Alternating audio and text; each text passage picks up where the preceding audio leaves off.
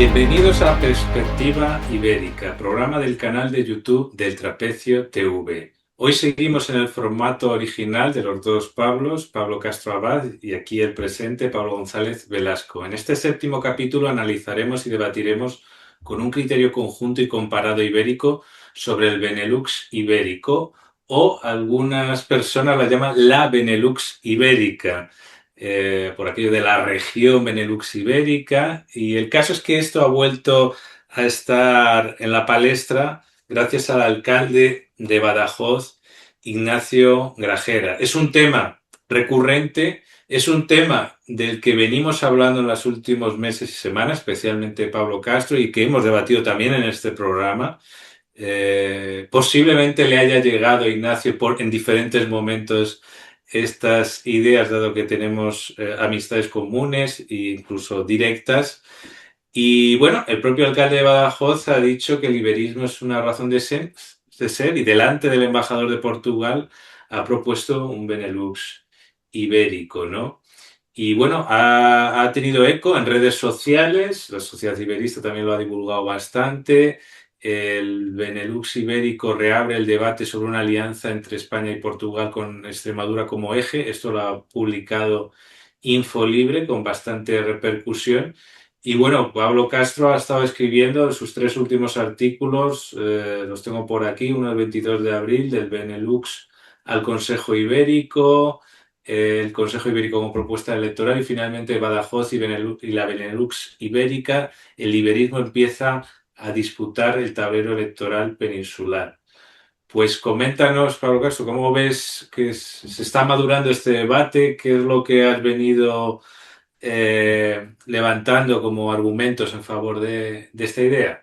Bueno, lo primero es un poco de satisfacción legítima de comprobar que lo que difundimos pues tiene un eco real. Verdaderamente Grajera es quizá una de las figuras que más ha recogido esta propuesta. Desde luego, claro, siendo el alcalde de Badajoz, pues es un cargo institucional perfectamente idóneo, porque todos conocemos la posición geográfica de Badajoz, que está aproximadamente a 200 kilómetros de Lisboa y a 400 de Madrid.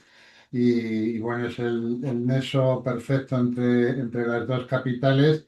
Y bueno, esa satisfacción, y también una felicitación al alcalde por tener la valentía de hacer esta propuesta en un marco idóneo, como es delante del embajador de Portugal, que por cierto pues tuvo una buena contestación. No fue una contestación complaciente y de apuntarse a la lista de los que apoyan el Benelux ibérico, pero sí fue una contestación en el sentido de expresar que la parcería ibérica en el contexto actual geopolítico y el momento histórico es una necesidad que sienten en Portugal de una manera muy clara, y que en términos generales pues la diplomacia y todos los partidos políticos hay un cierto consenso evidente, aunque la parcería con España es completamente estratégica y completamente necesaria.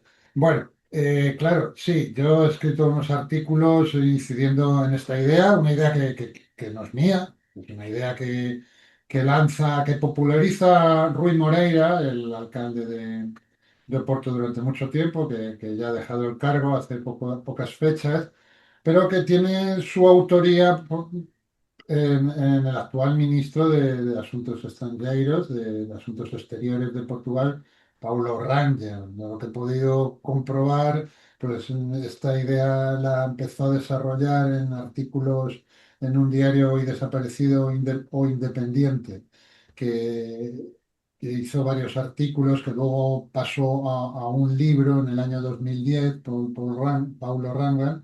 Y bueno, que ya hablaba de la idea del Benelux ibérico. Sabemos que el Benelux, por poner las cosas un poco en contexto, sabemos que el Benelux es un acuerdo de cooperación avanzada, una especie de confederación realmente entre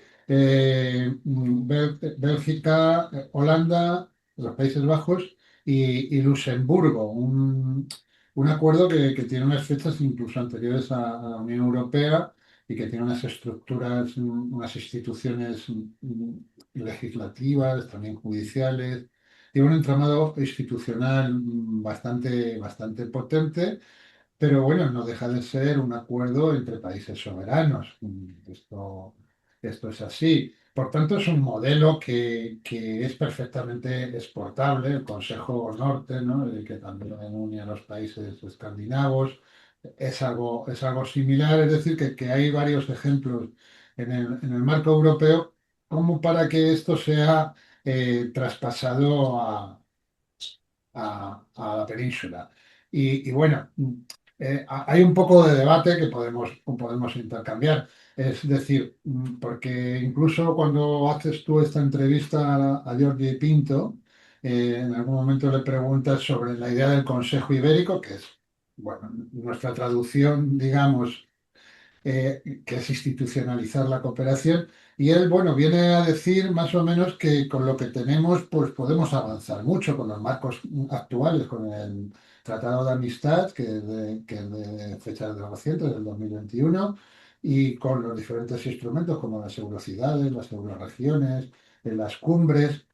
Viene a decir esto. Y bueno, por una cierta medida es cierto, pero yo en mis artículos lo que vengo es a replicar que la realidad de todos estos años pues demuestra que hay unos límites estructurales a los mecanismos de cooperación que tenemos actualmente en la península ibérica y que esto nos está limitando.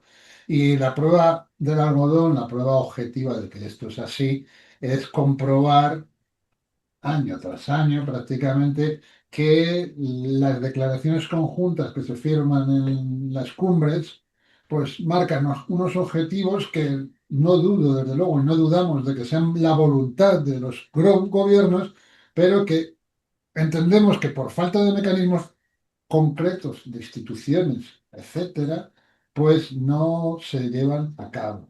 El ejemplo paradigmático es el tema de las infraestructuras, de, de los AVE, ¿no? De los trenes de alta velocidad, pero hay muchos otros. Hemos hablado muchas veces del idioma, ¿no? Por ejemplo, de los idiomas que año tras año se reclama en las cumbres que se incida en el aprendizaje del español y del portugués, y año tras año las cosas están más o menos igual. Y así con todo tipo de cuestiones. Entonces entendemos que un marco institucional estable, donde hay unos compromisos definidos, donde haya unos mecanismos en que se tomen las decisiones de una manera ejecutiva, no declarativa, que esa es la diferencia. De las cumbres se les hace una declaración de voluntades prácticamente, ¿no? Bueno, aunque ahora el Tratado de Amistad, de ahí el debate, sí que establece unos mecanismos de seguimiento de las cumbres, que es la que hemos dicho nosotros, oye, vamos a aprovechar para hacer esos mecanismos de seguimiento de las cumbres algo más ejecutivo. Pero vemos que tampoco está funcionando, ¿no? Ciertamente, y que estas reuniones, como has comentado en alguna ocasión, en algunos de tus análisis, pues hemos pasado de tener una reunión a tener dos de coordinación aproximadamente al año, ¿no?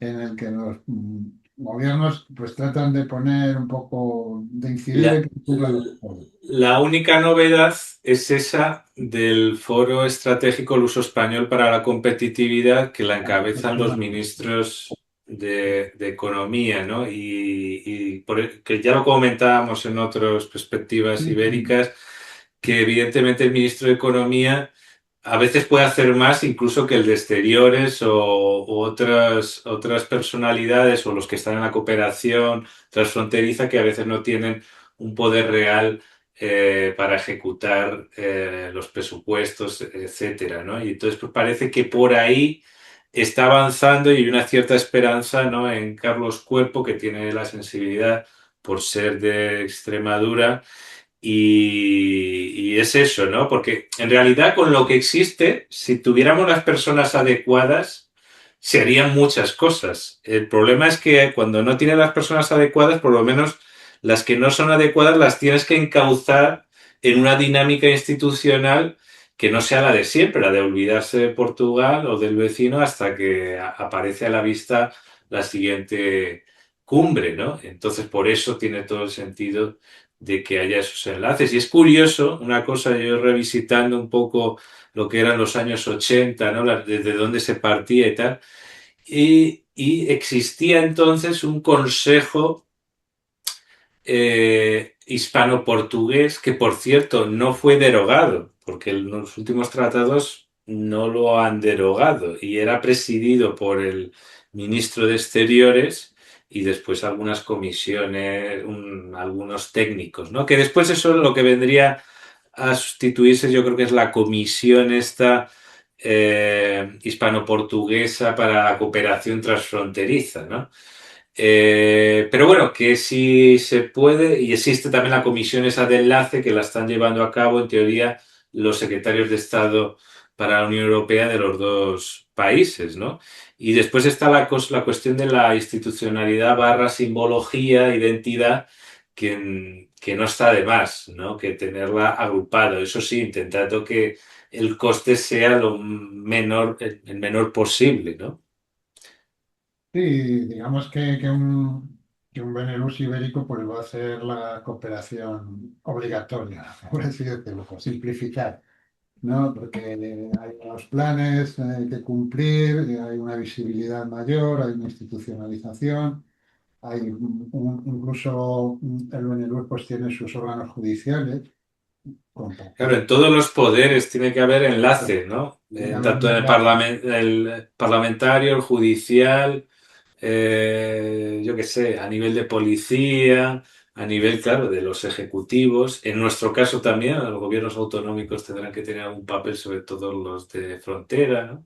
Sí, bueno, el entramado institucional se puede debatir, claro, no va a ser una copia exacta, pero sí que debe de tener al Benelux, pero sí que debe de tener una ambición y importante y también un aspecto que hay que poner sobre la mesa, que siempre estas cooperaciones bilaterales dentro del marco de la Unión Europea son un poco el ejemplo, ¿no?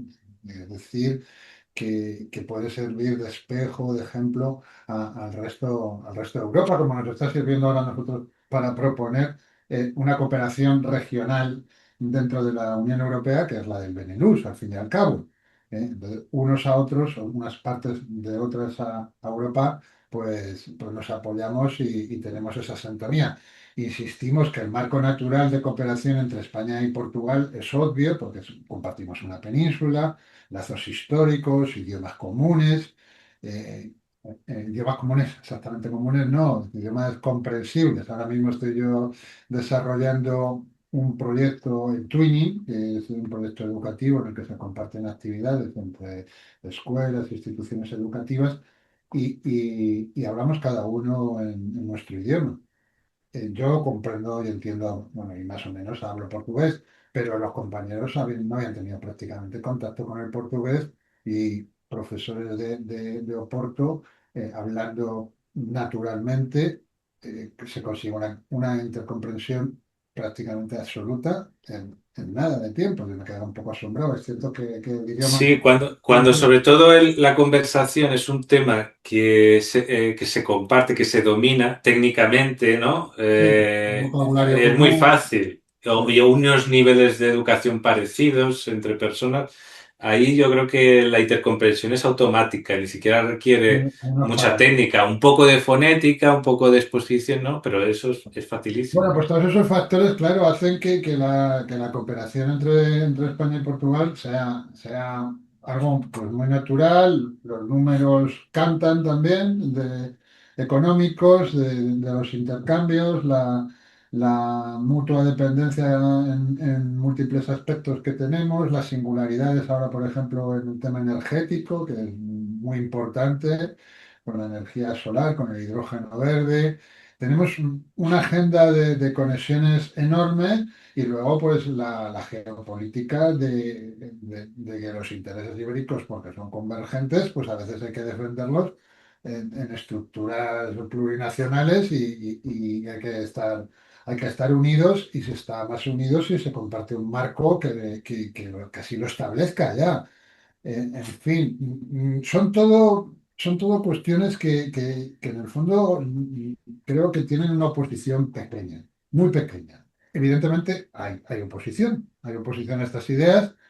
En España, algunas veces por indiferencia, porque no quieren desgastarse en estos asuntos y se prefiere tratar de tú a tú a potencias europeas como Francia, Italia, Alemania, que son siempre los referentes.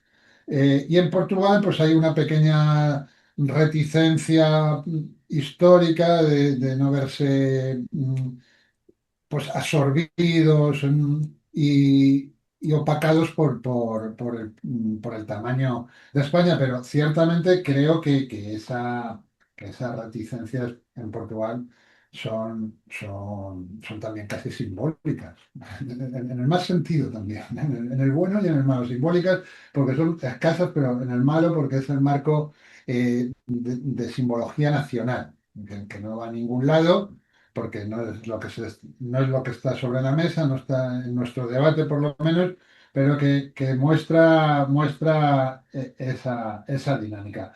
Y bueno, pues vamos un poco, creo yo, Pablo, a lo ejecutivo, es decir, esto se puede avanzar a esta idea. Pues hombre, si tenemos a personas como Grajera que lo pone sobre la mesa, pues hay más posibilidades, evidentemente. No, y Grajera es que además es un ejemplo de, digamos, de ibérico, ¿no? Porque incluso el embajador yo creo que también probablemente le haya dejado hacer ese discurso al embajador o haya ido, porque realmente es un hombre que, como sabemos, que vivió en Portugal, está casado con una portuguesa, domina el portugués, y entonces con ese bagaje, no es lo mismo el discurso típico paternalista español de vez en cuando de iberista naif, sino la persona que conoce el país y que lo hace un iberismo bien estructurado y que además lo practica, ¿no?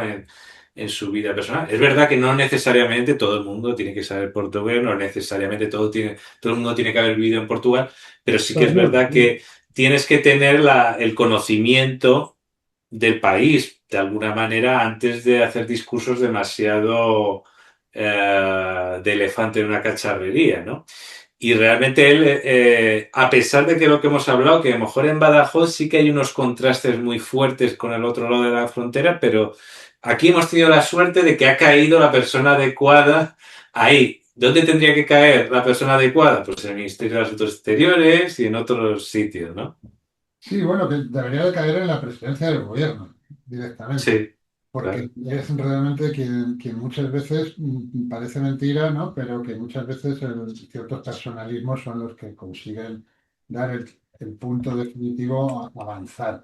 Y yo creo que efectivamente si hay un líder potente que lance esta idea, no va a ser una idea que se pueda llevar a efecto, porque no hay unos obstáculos insalvables, habrá algún obstáculo, por supuesto, habrá algunos problemas, pero no hay obstáculos insalvables como para que no funcionase, ¿no? Que no se pudiese llevar a cabo. Las ventajas son mayores que los inconvenientes, el apoyo es mayor que la oposición, estoy prácticamente seguro de ello. No hay encuestas, una cosa que podemos hablar, porque es verdad que desde que desapareció el barómetro hispano-luso, aquel que hacía la Universidad de Salamanca con la Universidad de Coimbra, no tenemos encuestas sociológicas sobre el sentir general de la Que en población. aquella época salía más apoyo en Portugal que en España, ¿no? Lo Generalmente, que pasa que yo creo que también depende de cómo formules esa pregunta, es no, yo creo que eh, generalmente hay más apoyo en Portugal que en España. Lo que pasa es que también hay más polarización. Entonces, que hay más oposición, hay más apoyo, más oposición, y en España a lo mejor hay más indiferencia, porque tampoco, indiferencia, oposición tampoco hay a la idea. A lo mejor dirá alguno, uy, nos metemos en un problema, podemos agravar el problema territorial, que es el típico argumento, ¿no? sí, alguna Eh, oposición puede haber, pero es verdad que en España lo que hay es más indiferencia. O también hay cierta oposición en el sentido de pensar que Portugal pues, puede ser un coste, ¿no? Que es un sí. país que tiene un menor desarrollo y entonces pues la alianza con Portugal pues, puede suponer De que todos modos, en los últimos años ha mejorado mucho la imagen de Portugal en España, yo creo. Se Sí, ha prestigiado su cultura, me estoy ya no refiriendo se les ve como los vecinos pobres, ¿no? me estoy refiriendo a la parte que no concuerda, ¿no? Que está, No, pero que a lo mejor se ha reducido, a lo mejor esos ha podido prejuicios en reducir. general, Sí, o ese... tenemos la imagen de Portugal aquí en España es bastante buena en general, hay sus tópicos. Y además a mí no me gusta muchas veces hablar de la imagen de España-Portugal porque cuando lo consideramos un todo es difícil porque España es un estado, pero es un estado que tiene unas zonas fronterizas, tiene sensibilidades muy variadas. Entonces decir la imagen de España en Portugal creo que tampoco es algo que pueda, que tenga una realidad, ¿no? Muy clara. Lo que estábamos hablando, ¿no? O sea, esta posibilidad se puede llevar adelante en el momento que haya líderes, que es por donde van algunos de mis artículos, que lo lleven a cabo. Mi propuesta o mi idea, ilusión también, es que se haga a través de propuestas electorales de los partidos. Vamos a ver, ahora mismo está Grajera, que pertenece al PP, viene de Ciudadanos, que es claramente partidario de eso, de esta idea, que la ha sacado. Grajera, pues lo puede llevar a los órganos ejecutivos del PP, la propuesta para que sea debatida y pueda ser aprobada. Bueno, Rajoy, digo Rajoy, siempre digo Rajoy, no sé por qué. ¿Cómo se llama? El presidente del PP, se me olvida. Feijó, Feijóo, judía, ¿no? En castellano. que- Feijá, Feijóo, porque el gallego lo confundo con Rajoy. Feijóo tenía una relación súper estrecha con Rui Moreira, al que le llegó a dar la Cruz de Galicia o algo así, sí, ¿no? sí, sí. Bueno, es decir, que Rui Moreira es el que propone el Benelux ibérico, el galleguismo, bien entendido, siempre ha tenido una conexión muy potente con Portugal. No creo que Rajoy sea otra vez Rajoy. Feijó. O sea contrario a esta idea, al revés. Me da toda la impresión de que podría abrazarla. No lo ha dicho, por supuesto, pero me da toda la impresión, y si el presidente del partido y otras figuras, pues yo creo que es una propuesta que el PP podría. Sí, sí, yo creo que sí que hay declaraciones, ¿eh? Yo creo que en la época Sí, llegó a decir sí. que sí Algunas estaba de cosas sí, acuerdo recuerdo, sí. y siempre ha dicho que Galicia como puente y Sí, sí, yo recuerdo apoya, una lo de las apoya. que decía que sí, yo recuerdo que a raíz de las declaraciones de Rui Moreira, pues comentó, es lo que me viene ahora a la memoria, comentó primero la valentía que había tenido, la originalidad de Rui Moreira de proponer, y bueno, de una manera ambigua, así un poco la expresión típica gallega, que no sabes con total certeza, pero sí, yo creo que totalmente. Y entonces veo que el PP, desde luego, es una idea que entre las bases no iba a ocasionar ningún tipo de problema y que en general iba a ser aceptada. Ahora nos tendríamos que ir, en mi idea, claro, esta propuesta, antes de ser lanzada, debería de ser apoyada también por el partido hermano en Portugal. En este caso estamos en el bloque ideológico conservador, que es el Partido Socialdemócrata de Portugal. Bueno, Paulo Rangel es del Partido Socialdemócrata que acabamos de hablar. Rui Moreira él no está en el Partido Socialdemócrata, pero bueno, creo que sí que estuvo en algún momento y posteriormente hubo una escisión, es decir, que está en esa línea ideológica. En fin, creo que es una propuesta que puede llegar a las altas esferas. El actual presidente del gobierno de Portugal no le vemos en esa línea, no es una persona, por supuesto, contraria a la cooperación con España, pero no le vemos ese plus, por lo menos no se lo he visto yo, ese plus necesario como para ir un poquito más allá. Por eso digo que las personas que están en los máximos cargos pueden ser importantes, pero bueno, sí tenemos a Paulo Rangel, que ha manifestado varias veces su opinión, bueno, y que es el inventor realmente de la idea.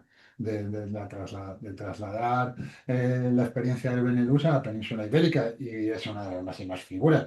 Es decir, que ahí hay una posibilidad que se podría explorar. Y bueno, del lado socialista. en fin, han estado mucho tiempo en el gobierno compartiendo Antonio Costa y Pedro Sánchez. Ellos creo que ya tuvieron su aportación con el Tratado de Amistad. Son ideas que seguramente sean bien acogidas. Óscar Puente, el actual ministro de Transporte, polémico por otras cosas en las que a nosotros no nos gusta mucho entrar, pero sí que fue alcalde de Valladolid y en su día, a la raíz de las declaraciones de Ruiz Moreira, sí que puso un tuit, porque a este hombre al parecer le gustan mucho los tuits de la X, y sí que puso un tuit diciendo que era el momento, buah, es decir, en línea de apoyar. Es decir, que hay un montón hay varias manifestaciones por lo menos. También Isabel Ferreira, la alcaldesa de Braganza, presidenta de la Cámara de Braganza, que es un poco la responsable de la Estrategia Común de Desarrollo Transfronterizo, que hemos hablado varias veces de ella en su momento, pero que actualmente ocupa el cargo de alcaldesa de Braganza, pues fue preguntada sobre este asunto en una entrevista, creo que en el diario de Zamora, y bueno, no se extendió, pero dijo que estaba de acuerdo. En fin.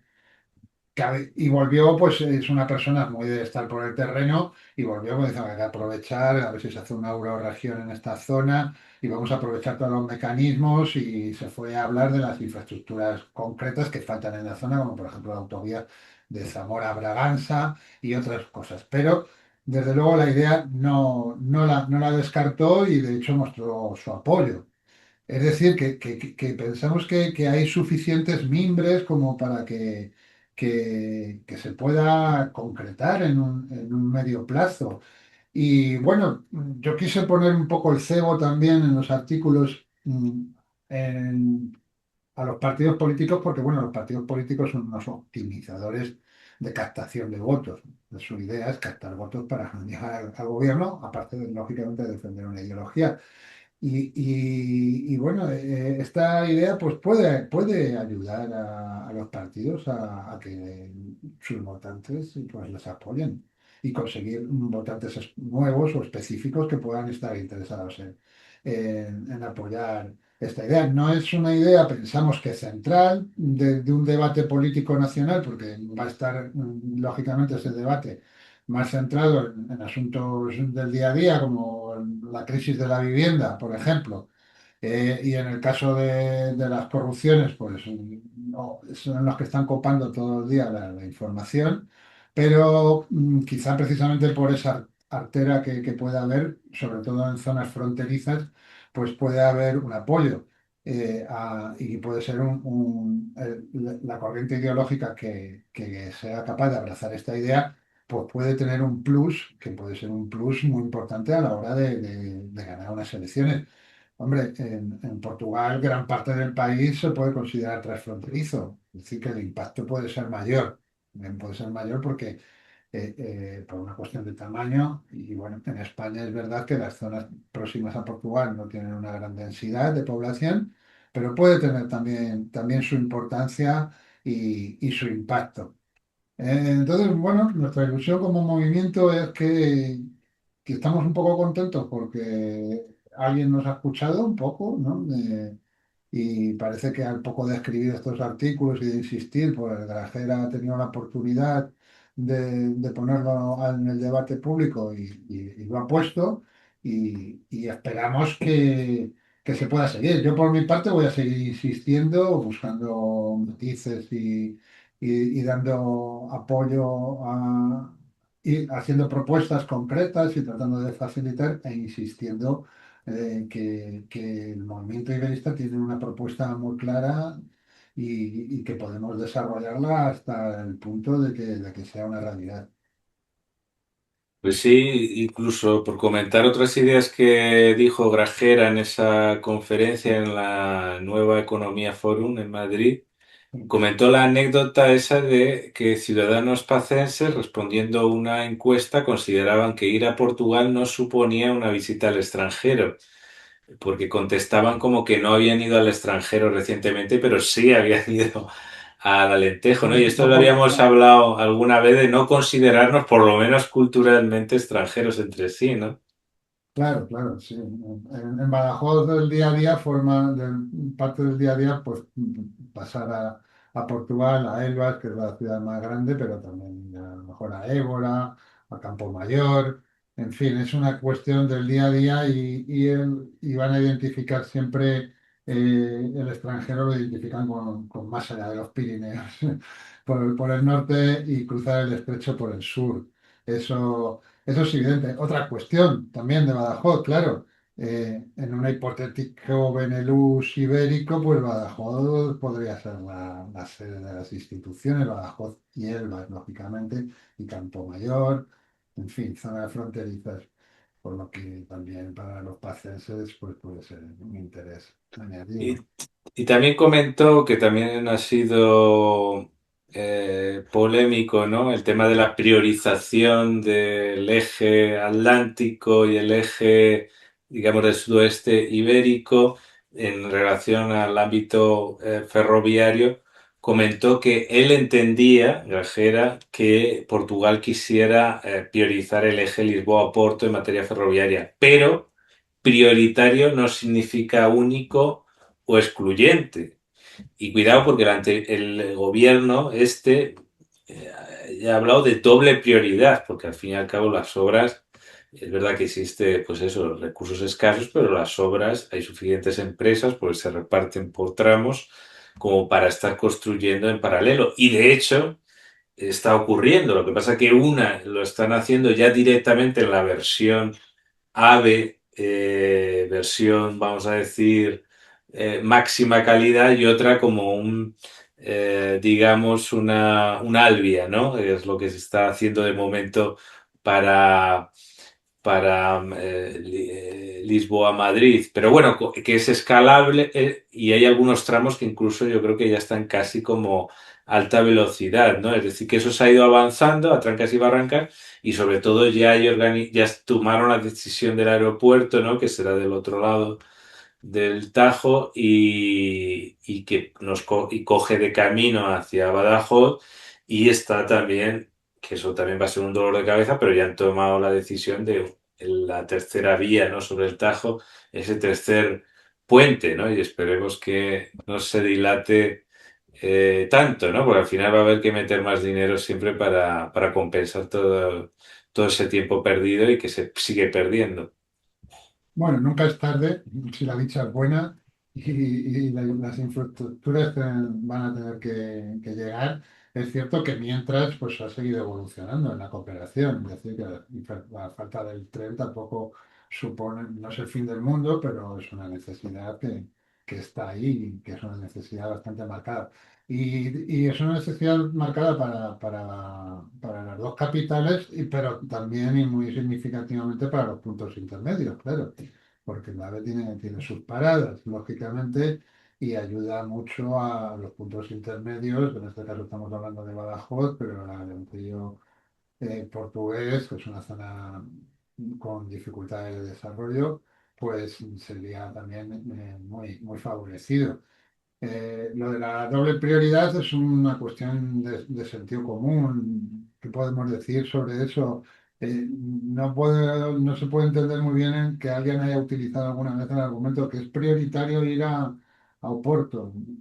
No tiene nada que ver, es como decir, yo quiero más a mi hijo que a mi hija. En fin, son cuestiones que no vienen a cuento, básicamente, bajo mi punto de vista. No son cuestiones que... Pero ha sido algo bastante repetido por diferentes A políticos. ver, lo que argumentan es que se unan las dos principales ciudades, pues tiene que ser antes que el otro. Bueno, vale, puede ser un año antes o un día antes Tendrá que que el ser otro. Y conectarse con conveniente. Galicia también está esa cosa de, uy, cuidado que si nos conectamos con Madrid podemos ser absorbidos mejor con Galicia, que estos son primos, hermanos.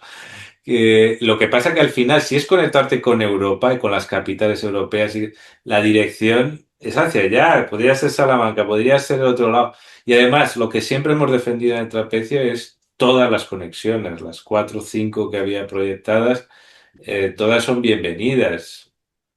Sí, evidentemente todas son bienvenidas. Y lo que ocurre también es que hay que tener en cuenta que la conexión entre Madrid y Lisboa es mucho más barata que la que hay entre Lisboa y Oporto. Entonces, no es una Sí, cuestión. porque ahí tienen un jaleo con expropiaciones, Claro, con muy densa, muy poblada. ese El minifundismo que hay problema, allí. Va a haber muchas ideografía. Y después es que al fin y al cabo el movimiento de personas se sigue haciendo, pero se hace por vía aérea, con el colapso subsiguiente del aeropuerto de Lisboa, que especialmente sí, han que venido seguramente pueda aparecer postergando. otros negocios, otras conexiones, porque lógicamente la conexión con Madrid tiene que seguir funcionando y el aeropuerto tiene unos límites estructurales. Y, claro, si gran parte del volumen de viajeros lo pasas al tren, pues ese espacio que deja puede aprovecharse para otras conexiones. Eh, en fin, que es que, bueno, lo que hablaba antes, es que son 200 kilómetros. Es verdad que está la dificultad del puente, pero también se podría haber llevado el tren, el puente sobre el Tajo. Se puede llevar el tren a Setúbal, ¿no? En los alrededores y cogerlo en cercanías, si es necesario. Pero son 200 kilómetros prácticamente solo entre Badajoz y la entrada a Lisboa, la entrada y por una orografía llana y muy bajamente, muy poco poblada. Es decir, que el coste económico es...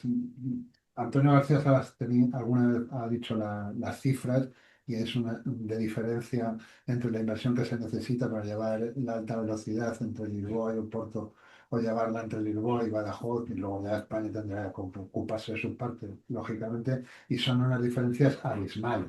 Entonces, en fin, lo de la prioridad, pues decir, bueno, sí, claro, la prioridad pues es económica también. O sea, vamos a llevarlo antes, por no llevarlo a puerto, no lo llevamos a un sitio que es más fácil de llevar y que nos puede beneficiar. Nos va a beneficiar todo ese asunto de que nos van a absorber y que va a favorecer la centralidad de Madrid, es una soberana tontería. Porque la centralidad de Madrid se va a seguir favoreciendo, pase lo que pase, por las dinámicas de mercado. Entonces, cuanto más estés conectado con un centro que está cogiendo una fuerza estratégica a nivel mundial muy grande, pues mejor va a ser para todos. Es decir, que para Salamanca es bueno estar conectado con Madrid, pero lo es bueno para Salamanca, para Ávila, para Segovia, y ver en Madrid un enemigo es un absurdo, bajo mi punto de vista. Es algo que hemos construido entre todos los españoles, ya hago el debate más español también, porque esto pasa en las diferentes regiones de España, no solamente en Lisboa, pues también hay esa cuestión del centralismo en diferentes regiones de España. Y bajo mi punto de vista es que Madrid es una construcción de todos y que está jugando un papel dentro de las dinámicas de las grandes ciudades del mundo en el que nos debemos de beneficiar todos. Todos. Si no tuviésemos más, qué vamos a hacer? ¿Vamos a mirar a Londres mejor, a Madrid? Porque al final las dinámicas, a Londres ahora no, porque están muy jodidos con diferentes tipos de circunstancias, pero a París o a otra gran ciudad, ¿no? Entonces tenemos esa suerte y creo que, bueno, por ejemplo, el alcalde de Lisboa lo tiene clarísimo. Y es una persona que dice, bueno, yo le vi aquí en una conferencia en Madrid que hicieron entre los alcaldes y manifestó, pues eso, dice, bueno, a mí me encanta que Madrid sea potente, me encanta que Madrid sea fuerte y además creo que lo que hay que conseguir es que se pueda vivir tan bien y con tantas posibilidades en Lisboa como en Madrid. Y para eso es bueno estar conectados, a lo máximo. En fin, Sí, que no, Carlos Moedas yo creo que lo tiene bastante claro y es verdad. Yo creo que si se asocian, Lisboa tiene más presencia en Madrid, incluso habrá muchas personas que valorarán el que la anomalía histórica de que haya pocos españoles viviendo en Portugal, ¿no? Aunque hay un fuerte movimiento en la frontera, pero en comparación con otras nacionalidades y por el peso debería haber más. Y esto también ha habido como una especie de perfil bajo en España, como para parecer que están más alejados de lo que están, ¿no? en algunos sectores de la política portuguesa, no digo todos, porque hay otros que sí son bastante hispanófilos, y hay que ver la ventaja, ¿no? Vamos a ver si ellos consiguen ver que sí, lo que se tienen que es asociar a todas las personas y asociaciones que sean amigas de Portugal y intentar atraer también talentos españoles para allá. Y habría mucha gente que probablemente si le ponen las cosas fáciles, pues se sumaran a esa experiencia, ¿no? Sí, yo no sé muy bien cuáles pueden ser las causas por las que pueda haber un poco menos de lo que sería normal de españoles en Portugal. En fin, si hay mejores transportes, pues mejor será. Hombre, hay muchos, en España, pues la emigración del campo a las ciudades fue potente y los núcleos, ahí sí que hubo una quiebra, es decir, que los portugueses no han venido a España, por lo tanto tampoco pueden regresar, ¿no? Muchas veces la circunstancia que se da en el interior, en el contexto español. Y luego, pues claro, emigrar a un país que está cerca y que tiene menor desarrollo, pues no es algo que sea un flujo migratorio normal. Sí que dentro de la frontera sí que hay infinidad de matrimonios mixtos. Lo que ocurre es que volvemos a lo mismo, que la frontera no está poblada, no está poblada. Entonces, aunque yo creo que porcentualmente es importante para la zona, en los grandes datos no se refleja. No se refleja. Entonces, lo que son los movimientos importantes, pues están relacionados con traspaso de población a grandes núcleos urbanos. Y ahí, pues, la potencia de los grandes núcleos urbanos de Portugal no es grande, a lo mejor también porque no tienen el tren, como estabas comentando, por ejemplo. Sí, sí, sí.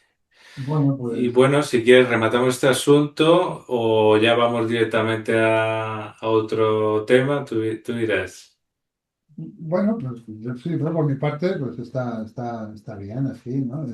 La idea es clara y tenemos la ilusión de que realmente se avance. Es decir, yo no pierdo la ilusión de que en las próximas elecciones que tenemos estas circunstancias, estas tensiones en España vinculadas a la corrupción y al enfrentamiento partidista muy fuertes, pero quizá en algún momento sean capaces de salir de este bucle, precisamente a lo mejor porque ya cansa y ya harta a todo el mundo, y sean capaces de salir de este bucle y sea algún partido capaz de recoger este guante. Sí, no, como tú decías, que a lo mejor es un 2-3% con la que puedes atraer a lo mejor un votante centrista o lusófilo que pueda arrastrar. Es verdad que en tiempo electoral es difícil que el gobernante del país vecino se involucre por un tema de respeto institucional, pero siempre se hacen cosas de manera indirecta o desde la sede del No, hombre, partido vienen y no de a dar mítines y todo. Durante las elecciones del país, de las familias políticas vienen a dar mítines. durante el periodo electoral, no. Es en otros momentos y normalmente cuando ocurre es cuando no están en el poder. Y cuando lo recibe, incluso cuando lo recibe, por ejemplo, si va Feijóo ahora a Portugal, no le va a recibir allí en el Palacete de San Bento, le va a No, claro, recibir en la sede del partido es un partido, político. claro, claro. Pero bueno, Y en todo caso sí que habría que llevarlo al debate de los partidos. Eso es necesario. claro, claro, que una vez que haya esa coincidencia entre los partidos, pues ahí ya es más fácil el Hay sacarlo un adelante. antecedente, ¿no?, bastante interesante que fue aquella reunión que hicieron Antonio Costa y Sánchez antes de gobernar los dos, en que Claro. dijeron un montón de cosas que, bueno, es decir, que de aquello pues a lo mejor salió el Tratado de Amistad, ¿no? No lo sabemos a ciencias ciertas y venía de algún. Pero bueno, seguramente lo favoreció, eso está claro. Sí, sí, se creó un buen clima Y ahí pues se y bueno. recogieron unos frutos y nosotros, porque no somos partidistas, si los frutos vienen ahora del otro lado ideológico, pues perfecto, Hombre, ¿no? sí, desde luego que Feijóo no es un casado, ¿no? Que Casado sí que para él estos temas era un tema alienígena, es decir, no, él no sabía, bueno, es de Ávila, pero bueno, quizá ya está lo suficientemente lejos como para que No va a llevar le, justo eso. pero Feijóo sí, yo tengo cierta esperanza que él sí que imprima y bueno, vamos a ver, vamos a ver. Y bueno, y si sigue el Partido Socialista o lo que sea, pues de alguna manera que encuentren la manera de seguir cooperando. Incluso, fíjate, hay a veces casos como ocurrió Rajoy, Antonio Costa y ha habido otras cohabitaciones en las que también les gusta llevarse bien. Ahora no está ocurriendo esto, ¿no? Pero hay ocasiones que les gusta llevarse bien con gente de... Curiosamente, sí que hubo una reunión con Meloni y tal, como Meloni fue criticada por Trump y tal, pero con Montenegro no está siendo posible, pero a veces esos contrastes les ayuda también a parecer aún más moderado para ciertos electores y arrastrar el voto, ¿no? Sí, eso es algo que se llevaba, es una cuestión de la antigua política, ¿no? No de Sí. sino que sí que es verdad que había algún momento que gustaba el poder dar esa imagen de que me entiendo con todo el mundo, con todos los espectros políticos, y bueno, quizá fuese más fácil si estaba en otro país, ¿no? Pero es verdad que hemos acudido en los últimos tiempos a una polarización también a nivel global, que hemos comentado algunas veces, ¿no? Pues vemos a Trump, por ejemplo, que apoya a Argentina no porque sea Argentina, sino porque hay un presidente que de su cuerda ideológica, ¿no? Lo cual es un poco eh, es un poquito feo, ¿no? Quizá, ¿no? Porque también rompe un poco lo que es la diplomacia, ¿no? En fin. Eso es una pena. Pero bueno, en nuestras relaciones ibéricas pues siempre ha habido, no han pasado estas cosas, ni ahora tampoco pasan. Es verdad que no hay esa sintonía que comentabas, pero tampoco hay ningún tipo de problema porque España tenga un signo ideológico y Portugal actualmente otro. No hay un problema añadido y la institucionalidad más o menos funciona. Que es verdad que no hay ese plus que a lo mejor nosotros reclamamos o nos gustaría que existiese, ¿no? Y bueno, pues si llega con Rajoy, pues bien, aunque es verdad que Montenegro pues no parece ser tampoco la persona que le entusiasmen más estos temas, pero vete a saber. O sea, vete a saber. No, a veces hay carambolas de que la persona que no domina ese tema, por no dominarlo, le venden la idea y lo abraza de una manera más inconsciente, ¿no? Tiene menos prejuicios, ¿no? A lo mejor. Sí, sí, Puede sí, ser, sí, puede sí, ser. sí, sí, sí. Y Vamos a ver. probablemente un gallego les dé menos miedo a determinadas Los gallegos personalidades. siempre va a entrar mejor, sí. Sí. Y bueno, terminamos que con algún tipo de reflexión relacionada con el Mundial. ¿Quieres comentar Sí, algo? ¿Estás animando a varias selecciones?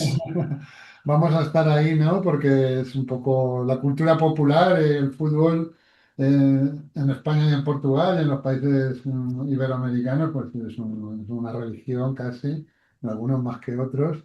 Yo he podido, mi mujer brasileña, ver ahí cómo lo viven.